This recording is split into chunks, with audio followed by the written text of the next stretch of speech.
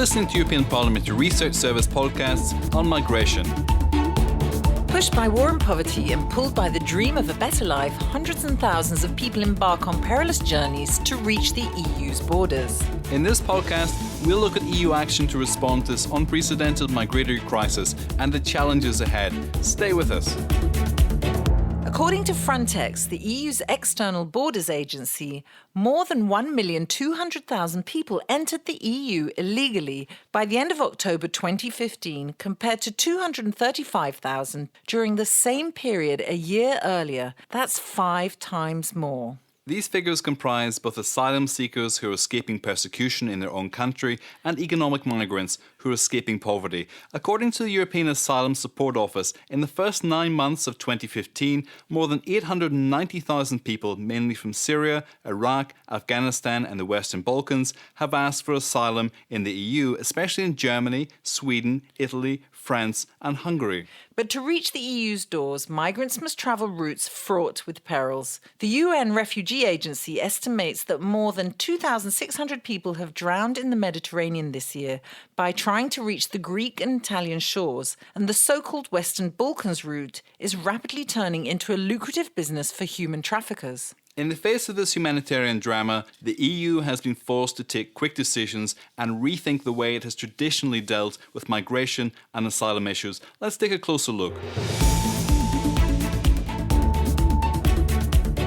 The status and legal definition of a refugee is set out in the Geneva Convention, which stipulates that no state shall expel or return a refugee to the frontiers of territories where his life or freedom would be threatened on account of his race, religion, nationality, membership of a particular social group, or political opinion.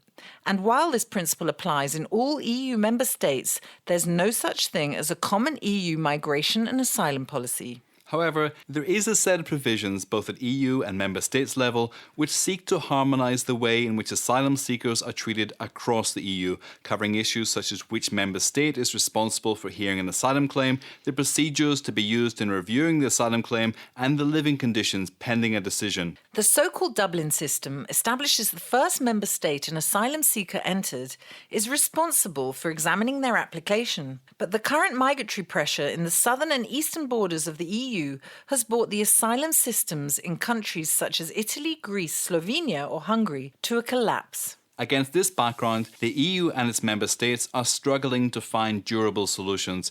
The European Agenda for Migration presented by the Commission in May set out a comprehensive approach to migration management, but what has been done so far? Let's take a look.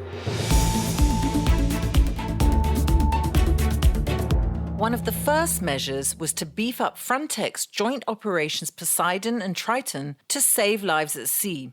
The EU is also acting to identify and dismantle human trafficking mafias. In financial terms, the EU has allocated over €70 million in emergency funding to support the most affected member states. The EU also agreed to relocate 160,000 people in need of international protection from the frontline member states to other EU member states. So far, 147 persons from Syria, Eritrea and Iraq have been relocated, and just over 1,400 places have been made available by 14 member states. So there's still a lot to do. To accelerate this process and alleviate the pressure in frontline member states, the Commission has proposed a hotspot approach to offer operational help by processing asylum claims jointly.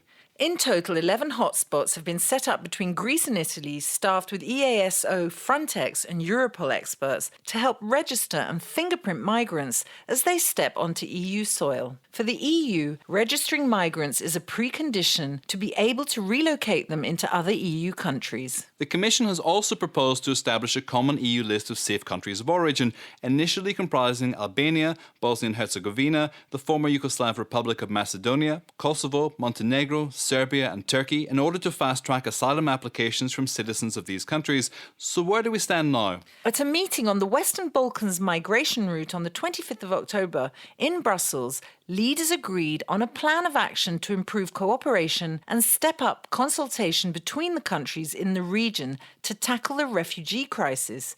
Meanwhile, the EU is negotiating a €3 billion action plan with Turkey to make full use of the potential of the EU-Turkey readmission agreement and reinforce Turkish border control systems. So what kind of action is the EU planning to take vis-à-vis the countries of origin of migrants and asylum seekers? Well, in their last summit on migration in Valletta on the 11th and 12th of November, EU countries agreed to a 16-points action plan to help partner countries in Africa to address the root causes of migration, strengthen cooperation on the fight against irregular migration, human trafficking and smuggling, and boost the development benefits of migration. In addition, a special trust fund for Africa was created to finance development projects designed to address the root causes of migration. The initial contribution by the European Commission amounts to €1.8 billion. EU member states promised to provide an additional €78.2 million.